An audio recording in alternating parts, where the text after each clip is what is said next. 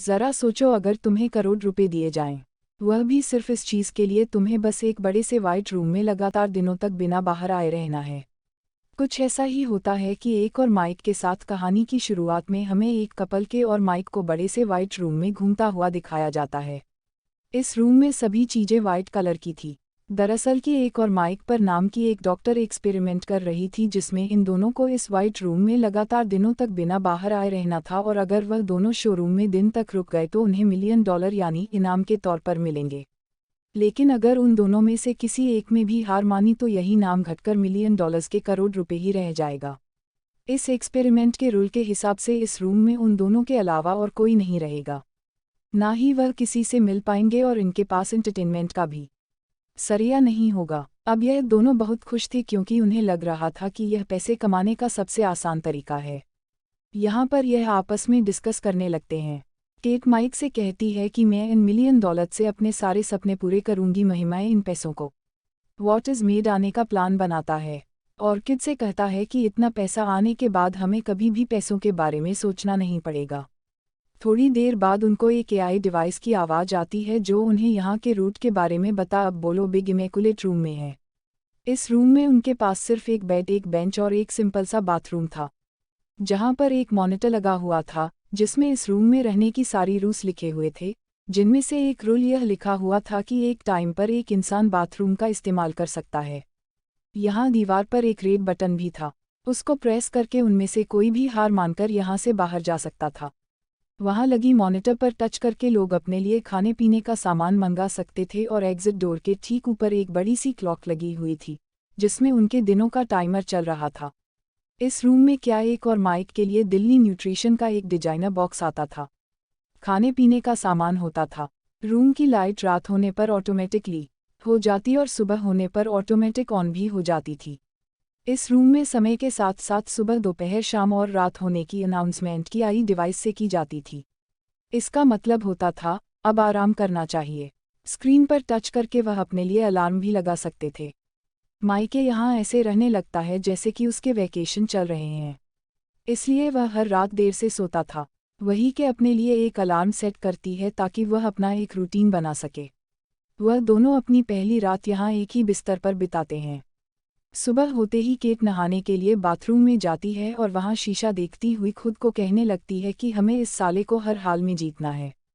नहाने के बाद वह अपने कपड़े बाथरूम की लॉन्ड्री में धोने के लिए दे देती है, जिसके बदले में उन्हें सिंपल सा प्लेन पजामा और टी शर्ट मिलती हैं। वह दोनों आपस में मस्ती करते हुए कहते हैं कि चलो कम से कम उन्हें रंगीन कपड़े तो दिए। कुछ टाइम बिताने के बाद गेट टूटती हुई माइक से बोलती है कि आखिर डॉग एक्सपेरिमेंट क्यों कर रही है। मार्केट से बोलता है कि मुझे इसके बारे में नहीं पता। उन दोनों को बस इतना पता था कि उन्हें दिनों तक यहाँ रहना है जिसके बदले उन्हें करोड़ रुपए मिलेंगे। इसके बाद माइक करके खूब बिजी रखने की कोशिश करते हैं कि अपना मन शांत करने के लिए मेडिटेशन करने लगती है। वही माइक घूर घूर कर उस क्लॉक की ओर देख रहा था जिसमें दिन का टाइमर चल रहा था।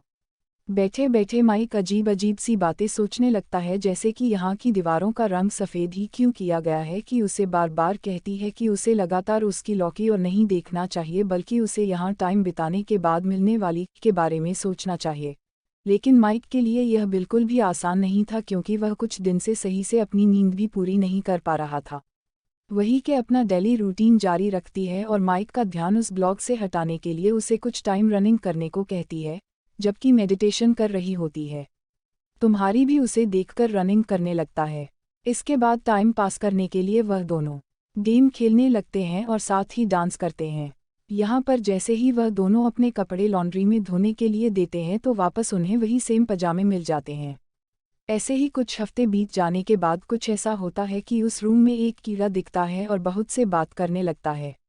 माइक उसे खाना खिलाने की कोशिश करता है, लेकिन जैसे ही वह पोस्ट पर अपने मिल्क शेक की कुछ बूंदें गिराता है तभी एआई डिवाइस की आवाज़ आंखों से कहती है कि एक खाने पीने का सामान सिर्फ तुम दोनों के लिए है। भाई के यहाँ पर थोड़ा परेशान हो जाता है और उस एआई डिवाइस से कहता है यह कीड़ा यहाँ भूख की वजह से मर जाएगा, इसलिए मैं बस इसे यहाँ से बाहर निकालने की रिक्वेस्ट कर रहा हूँ। प्लीज़। माइक को समझाने की कोशिश करती है कि स्पीकर से आई डिवाइस की आवाज़ आती है। वह दोबारा किसी चीज़ को नहीं दोहरा था, लेकिन मार्केट से कहता है कि मुझे इस कीड़े को बाहर निकालना ही पड़ेगा। वरना कि यहीं पर मर जाएगा। इतना कहता हुआ वह शोरूम में लगे रेड बटन की ओर जाने लगता है। यहाँ पर इन दोनों के बीच बहस होने लगती है। केट कहती, बटन दबाने पर अमित चैलेंज हार जाएंगे और उन्हें यहाँ से खाली हाथ बाहर निकाल दिया जाएगा। हालांकि माइक बाहर नहीं जा रहा था, वह बस उस कीड़े को बचाने की कोशिश कर रहा था। इसके बाद माइक उस कीड़े को नीचे रखकर किसको कहता है, यह कीड़ा है कि लिविंग थिंग है और तुम्हें इस पर जरा सी भी दया नहीं आ रही। जिस पर चैट उससे कहती है कि तुम्हें ऐसा इसलिए लग रहा है क्योंकि तुम्हें एक वेजिटेरियन इंसान हो। ऐसे ही काफ़ी देर तक इनकी बहस चलती है और गुस्से में ही वहाँ से आगे बढ़ने लगती है कि तभी बातों ही बातों में गलती से उसका पैर उसकी डे के ऊपर टिक जाता है, जिससे वह कीड़ा वहीं पर मर जाता है। केट माइक से बोलती है कि ऐसा उससे गलती से हुआ है कि माइक के मानने को तैयार नहीं होता और गुस्से में आकर हुई कौन है, मैं अपना पूरा दिन बिता देता है।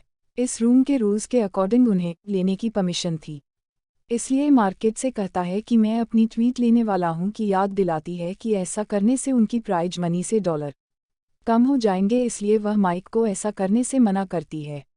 लेकिन फिर भी मैं एक अपनी पिक लेने चला जाता है और बदले में उसे ही ग्रीन कलर का स्केच मिलता है। माइक कहता है कि इससे तो उसका कुछ होने वाला नहीं है, फिर भी कम से कम दीवार पर आर्ट बनाकर टाइम पास तो कर ही सकता हूँ। अब जैसे ही कैट से दीवार पर ड्राइंग करते हुए देखती है तो वह खुद का पोर्ट्रेट बनाने को कहती है, जिस पर माइक भी उसका पोर्ट्रेट बनाने लगता है। काफ़ी टाइम बाद ही दूर होकर यहाँ से चली जाती है क्योंकि वह माइक के लिए एक मॉडल नहीं बनना चाहती थी। महिमाएं तब तक जॉइन करता रहता है जब तक वह स्केच को ख़त्म नहीं कर देता। पूरे बाथरूम और टॉवल को ग्रीन्स कहती पूरा भर देता है। इस वजह से चीज़ बहुत परेशान हो जाती है और माइक से अपने पहले की रूडली बिहेवियर के लिए सॉरी बोलती है। लेकिन यहाँ पर इन दोनों के लिए अच्छी बात यह थी कि अब में से सिर्फ दिन और बचे थे। ऐसे ही इनके इस रूम पर दिन बीते जाते हैं और एक सुबह अचानक कीट को बाथरूम में एक गन मिलती है। यह दोनों हैरान और परेशान हो जाते हैं, कैसे आई बाथरूम से वह कौन उठाकर यह दोनों बेड के नीचे फेंककर उसे छुपा देते हैं क्योंकि यह डिवाइस में कपड़ों के अलावा और कोई चीज़ देने से मना किया था।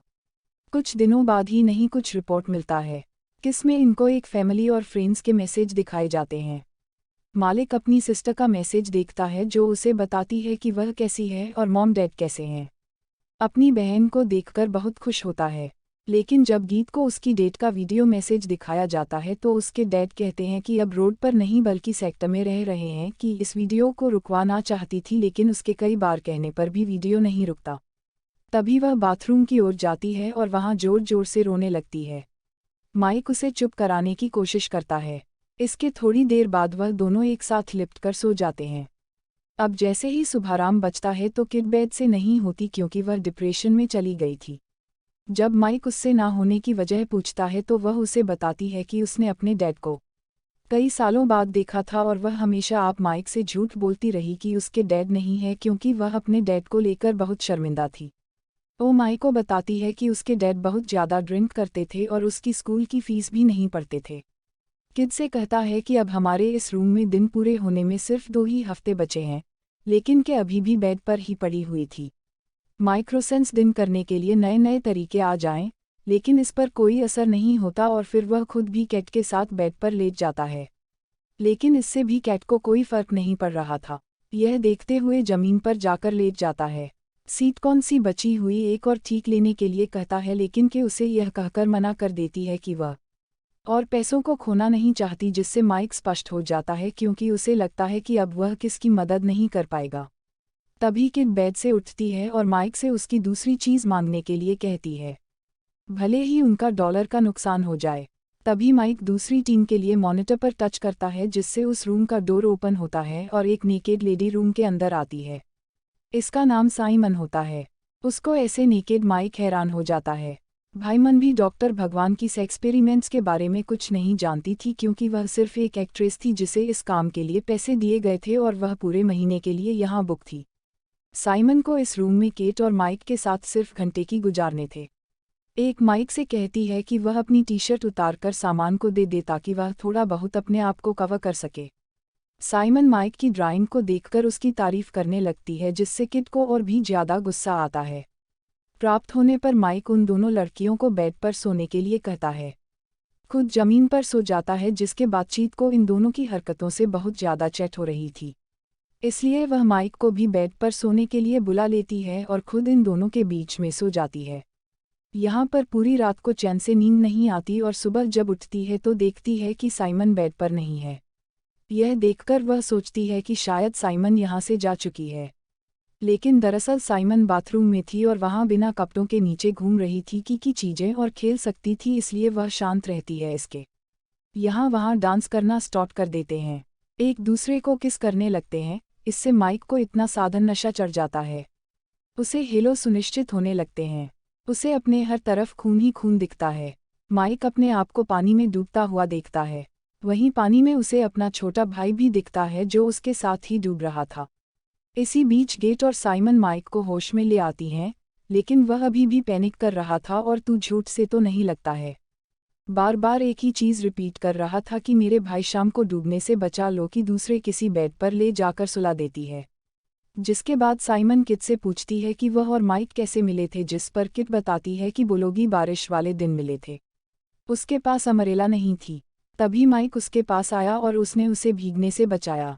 यहाँ पर यह दोनों आपस में ऐसे आप ही टाइम बातचीत करती रहती हैं। थोड़ी देर बाद माइक जग जाता है और साइमन के पास जाकर बैठ जाता है, जहाँ वह दोनों अपनी अपनी लाइफ के बारे में बातें करने लगते हैं। साइमन बताती है कि उसने अपनी मदर को बचपन में ही खुद यहाँ पर यह दोनों अपनी अपनी फैमिली मेंबर्स के गम को शेयर करने लगते हैं, जिससे इन दोनों के बीच बॉन्ड और अच्छा हो जाता है। साइमन माइक का हाथ पकड़कर उसे रिलैक्स फील करवाती है कि तभी पीछे से कटा उन दोनों को एक दूसरे का हाथ पकड़े हुए देख लेती है। अब केट का गुस्सा 7वें आसमान पर चला जाता है, क्योंकि वह पहले से ही उन दोनों की नज़दीकियों को बहुत खेल रही थी। के साइमन को बोलती है कि तुम शुरू से मेरे बॉयफ्रेंड को मुझसे छीनने की कोशिश कर रही हो। इस बात पर सहमत भी गेट पर गुस्सा हो जाती है और बोलती है कि तुम्हें इनसिक्योर लड़की हो कि से अपने बॉयफ्रेंड पर ज़रा सा भी विश्वास नहीं है। यहाँ पर यह दोनों एक दूसरे पर चिल्लाना शुरू कर देते हैं। अभी माई गुस्से में आकर इन दोनों पर चलाता है, यहाँ से जाने लगता है। थोड़ी देर बाद चैट साइमन से माफ़ी मांगने की कोशिश करती है, लेकिन साइमन उसके गुस्से को यह कहकर और भड़का देती है कि उसने माइक के साथ है सर कुछ भी नहीं किया था। मॉर्निंग जमाई करता है तो वह कुछ ठीक भी नहीं कर रहा था। अब साइमन भी उस रूम से जा चुकी थी, लेकिन जाने से पहले उसने यहाँ माइक के लिए एक मैसेज छोड़ दिया था। इसमें लिखा था कि पहले कभी किसी ने मुझसे इतना प्यार नहीं किया, कीजिए। मैसेज माइक को दिखाती है और उस पर भड़कने लगती है कि तुम मुझे छोड़ कर रहे हो। मार्केट को समझाता है कि जो भी साइमन ने लिखा है वह सब झूठ है, तो कहता है इस रूम में यह सब जानबूझकर किया जा रहा है ताकि वह दोनों आपस में लड़े और हार मान ले। गुस्से में केट माइक को धक्का मार देती है, जिससे उसका सिर दीवार से टकरा जाता है और उसके सर से खून बहने लगता है। मायके से दूर चला जाता है और उसे कहता है उसने कभी भी उसे धोखा नहीं दिया, तब भी नहीं जयपुर न्यूयॉर्क चली गई थी।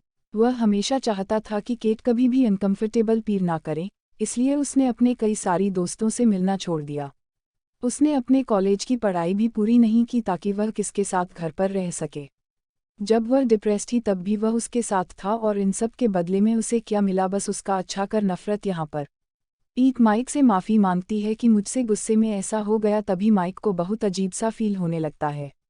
वह कहता है कि उसे डॉक्टर की ज़रूरत है, कि जल्दी से उसके लिए मिल्कशेक लाती है और इस टॉवल से उसके सर की चोट को कवर। इसके बाद मई को कहती है कि उनकी इस रूम के कॉन्ट्रैक्ट में मेडिकल रिसोर्सेज के बारे में नहीं लिखा। माही की सुनकर बिल्कुल भी विश्वास नहीं कर पाता कि वह पेड़ से क्या सुन रहा है। मुकेश से पूछता है कि क्या सच में तुम्हें मेरी इस चोट की चिंता है।